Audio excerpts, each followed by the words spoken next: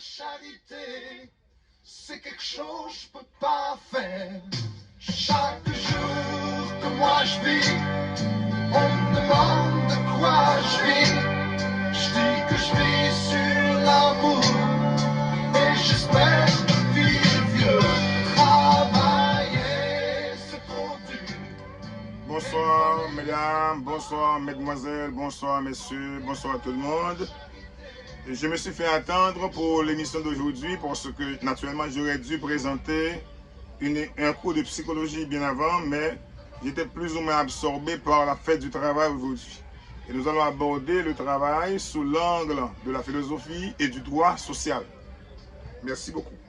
Cette émission est dédiée particulièrement à Magali la Tortue, à Varzouv Mathieu de Montréal, au ministre Réginald Paul et au ministre Pierre-Josué Agénor-Cadet, ministre de l'Éducation nationale, ex-ministre de l'Éducation nationale, mes amis de toujours, et aussi à Dr Islam Etienne, notre coach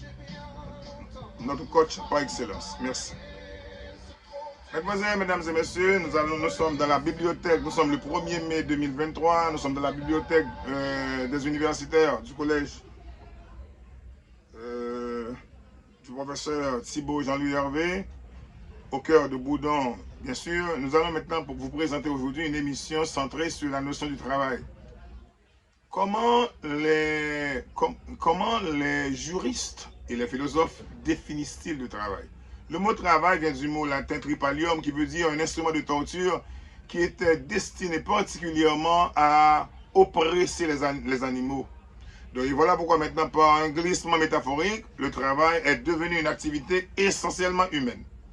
Au regard du droit social, le travail est défini comme une activité humaine, sociale et rémunérée. Une activité humaine, une activité sociale, une activité rémunérée. S'il manque un de ces critères, ce n'est plus du travail, c'est quelque chose de très mauvais, le contraire bien sûr à l'éthique, n'est-ce pas, laborieuse, l'éthique du travail, parce que le travail doit être une activité humaine, en ce sens que les animaux ne travaillent pas. L'animal est programmé génétiquement à produire une activité qui est toujours la même. Mais tous les oiseaux ne chantent pas de la même façon. Tous les oiseaux chantent de la même façon, bien sûr, mais tous les poètes ne s'expriment pas de la même façon. Il y a beaucoup de nuances dans le travail humain. Alors que le travail, ce que nous appelons entre les guillemets le travail animal, c'est une activité purement programmatique, une activité purement organique, une activité génétique, une activité qui est conditionnée de manière instinctuelle dans le comportement de l'animal, alors que l'homme lui-même est appelé à transcender son animalité, à produire une activité qui permet de transformer, n'est-ce pas, l'environnement humain, bien sûr.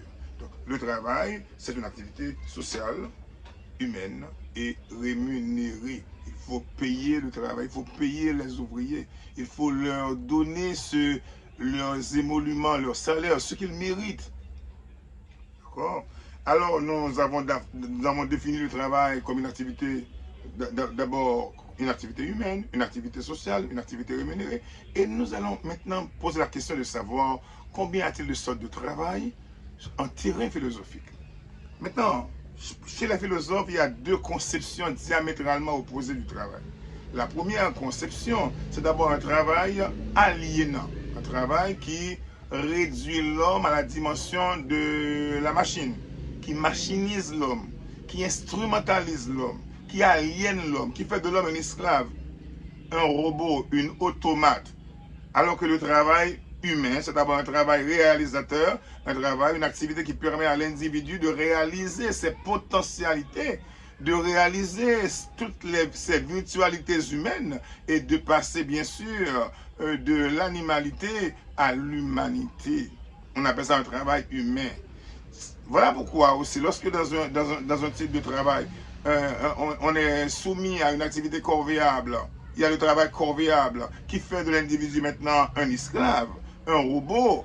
L'individu maintenant peut basculer sur une maladie mentale qu'on appelle maintenant chez les Japonais, on appelle ça le chaoïsme, c'est-à-dire l'excès du travail, mais qu'on appelle bien sûr de la psychologie organisationnelle, qu'on appelle maintenant dans la psychologie des organisations, qu'on appelle dans la science du travail, c'est-à-dire l'ergonomie, que les ergonomistes appellent le burn-out, c'est-à-dire le stress au travail, où l'individu perd la raison de vivre, l'individu perd le goût de l'existence, l'individu, n'est-ce pas, ne participe pas aux joies du travail. C'est parce que il produit, disons, il produit un bien, il produit maintenant une richesse, maintenant qu'il ne maîtrise pas, dont il ne jouit pas, n'est-ce pas, des bénéfices.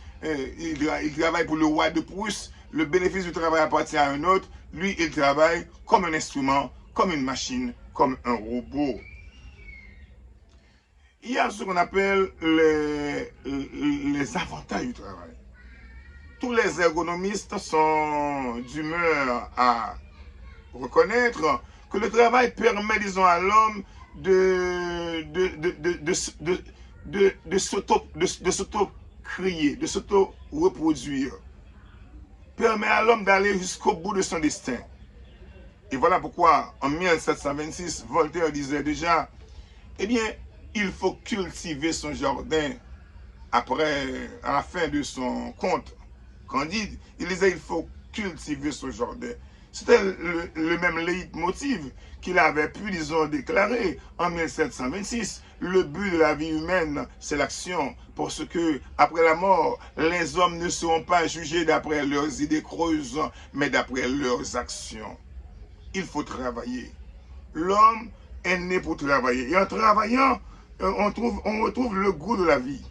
On n'est pas venu sur terre seulement pour bosser. On est venu sur terre pour travailler et bénéficier aussi, n'est-ce pas, du fruit de son travail et développer ses qualités intellectuelles telles que l'adaptabilité, telles que par exemple la vie avec les autres, la vie en compagnie, la vie en équipe.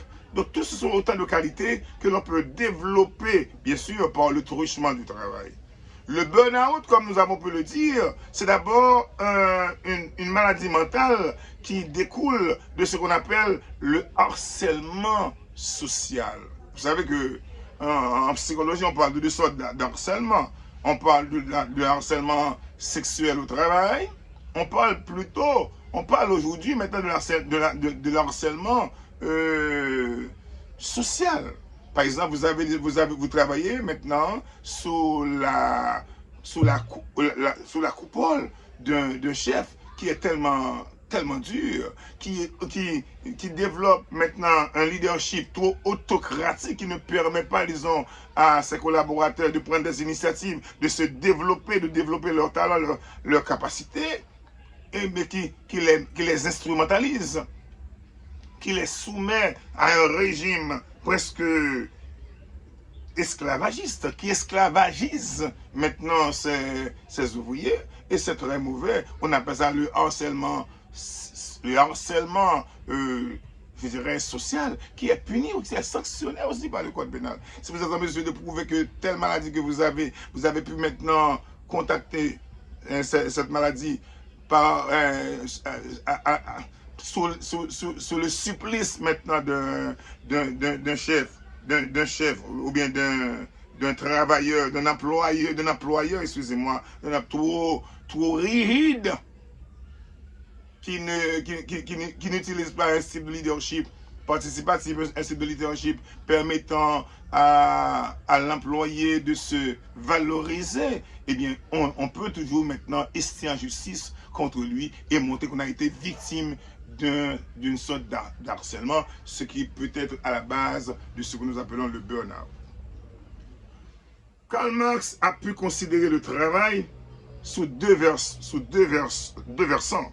Oui. D'une part, il a montré maintenant que le travail permet à l'homme de s'humaniser, mais d'autre part, le travail peut aussi permettre à l'homme, peut aussi maintenant basculer l'homme dans l'esclavage, dans la mesure où l'homme ne participe pas aux dividendes, aux profits qu'engendre sa force de travail.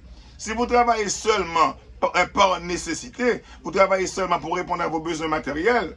Et vous n'êtes pas en mesure, après une année de travail, maintenant de profiter n'est-ce pas, de séjours, de vacances en terre étrangère ou ailleurs, de son pays ou ailleurs, eh bien, on travaille mal. Cela veut dire que les conditions de travail ne sont pas respectées. On n'est pas en bonne condition de travail. Donc, c'était pour vous dire que le travail a son bon côté, il y a aussi maintenant son mauvais côté. On ne saurait, disons, oublier ce mot de Voltaire qui disait maintenant, en 1726, le but de la vie humaine, c'est l'action.